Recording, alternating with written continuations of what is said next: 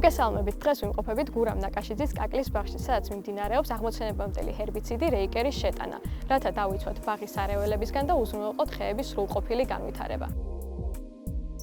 რეიკერის მოქმედი ნივთიერებაა პენდიმენტალინი, რომელიც ემულსიის კონცენტრაციის ფორმულაციითაა, რაც უზრუნველყოფს მის თანაბარ შეღწევადობას ნიადაგში. რეიკერი ქმნის დაცვა ფენას ნიადაგის ზედაპირზე და ხელს უშლის სარეველების თესლების აღმოცენებას და გაღივებას.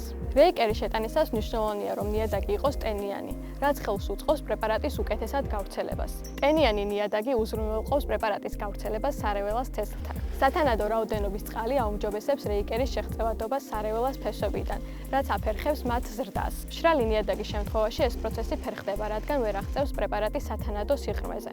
ამიტომ მნიშვნელოვანი ფაქტორია რეიკერის გამოყენების შემდგომ მოსული ნალექი ან ფართობის მორწყვა. იმ შემთხვევაში, თუ ფართობზე არის უკვე აღმოცენებული სარეველა, რეიკერის შერევა უნდა მოხდეს ტოტალურ ჰერბიციდთან ერთად. ამ ბაღში ჩვენ ვიყენებთ ბომბას, რომელიც გაახმობს უკვე ამოსულ სარეველას, ხოლო რეიკერი არ მისცემს ახალ სარეველას ამოსვლის შესაძლებლობას. თუ მოგეწონათ ჩვენი დღევანდელი ვიდეო, გამოიწერეთ ბარაქას Facebook და YouTube არხი. გისურვებთ უხვ და ბარაქიან მოსავალს.